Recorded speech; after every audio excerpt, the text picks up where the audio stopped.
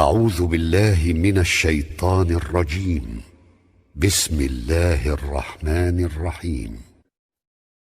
يا أيها المدثر قم فأنذر وربك فكبر وثيابك فطهر والرجز فاهجر ولا تمنن تستكثر ولربك فاصبر فإذا نقر في الناقور فذلك يومئذ يوم عسير على الكافرين غير يسير ذرني ومن خلقت وحيدا وجعلت له مالا ممدودا وبنين شهودا ومهدت له تمهيدا ثم يطمع أن أزيد كلا إنه كان لآياتنا عنيدا سأرهقه صعودا إنه فكر وقدر فقتل كيف قدر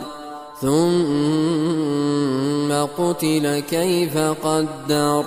ثم نظر ثم عبس وبسر ثم أدبر واستكبر فقال إن هذا إلا سحر يؤثر إن هذا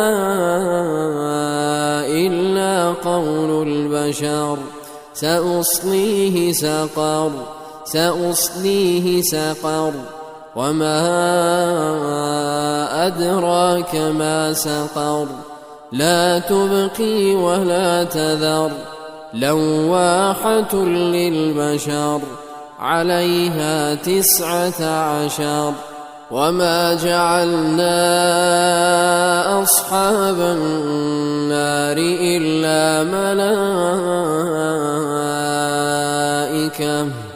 وما جعلنا عدتهم إلا فتنة للذين كفروا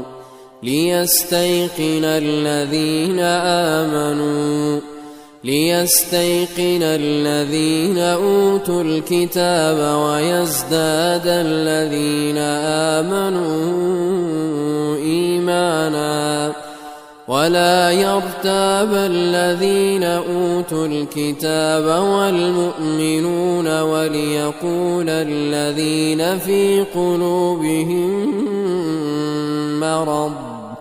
وليقول الذين في قلوبهم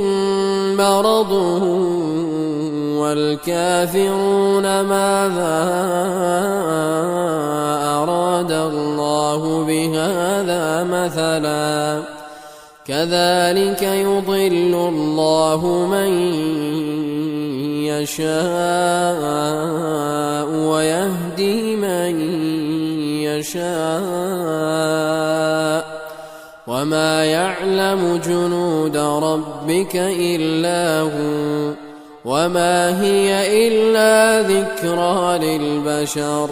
كلا والقمر والليل إذ أدبر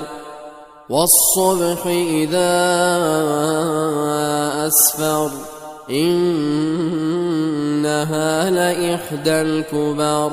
نذيرا للبشر لمن شاء منكم أن يتقدم أو يتأخر كل نفس بما كسبت رهينة إلا أصحاب اليمين في جنات يتساءلون